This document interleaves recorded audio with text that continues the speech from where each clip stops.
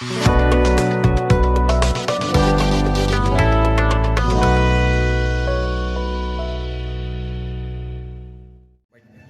Soal tata kelola keuangan desa ini, khususnya dana desa ya, ini kita mendorong keterlibatan seluruh OPD perangkat daerah.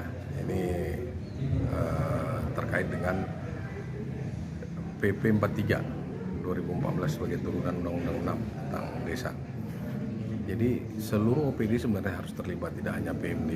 Ya, ketika misalnya desa menyatakan dia desa pertanian, dinas pertanian juga harus terlibat di sana dan seterusnya. Jadi seluruh OPD harus terlibat.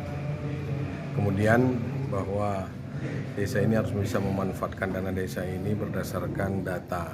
Nah, beberapa waktu yang lalu Kementerian Desa melalui arahan Pak Menteri meluncurkan data pencatatan data SDGs.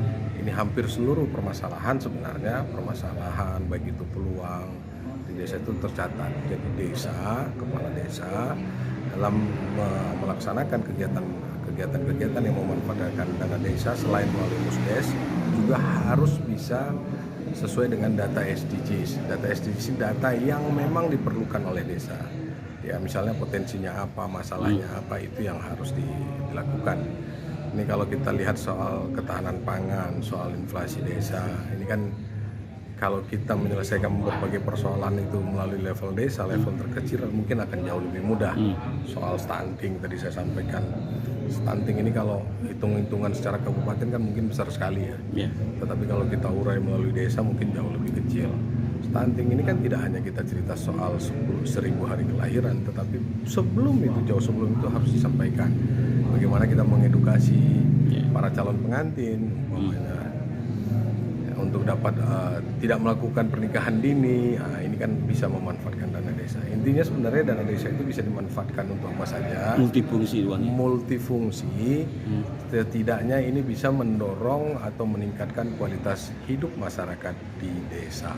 Harapan Bapak sendiri bagaimana? Harapan saya para kepala desa, 421 kepala desa yang ada di Garut ini bisa menorehkan sejarah yang luar biasa bagi desanya sendiri untuk kepentingan masyarakat di Kabupaten Garut. Ini kan saya juga menghadirkan dari Kemendes untuk bisa memperkuat sinergitas antara anggaran desa itu terhadap teknis penggunaan dari dana desa ini. Ini sangat luar biasa. Saya berharap juga memang karena saya sinergikan antara kebutuhan dari peningkatan perekonomian untuk di daerah wilayah desa.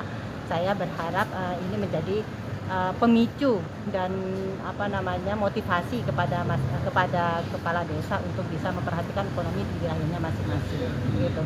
Karena saya sangat getol sekali mencari UMKM yang bisa go ekspor gitu, yang bisa naik kelas. Itu sangat menjadi perhatian saya. Dengan upaya apa Bu dari pihak DPRI sendiri? Kalau untuk UMKM bisa ekspor, itu bisa upaya dalam memberikan pembinaan, terus bantuan segala persiapan untuk menjadi ekspor.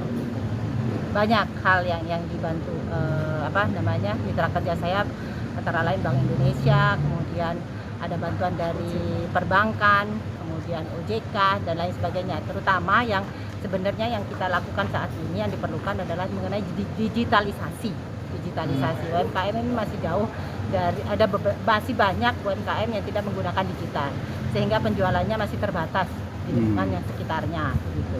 Atau mungkin sebatas hanya di lokal saja.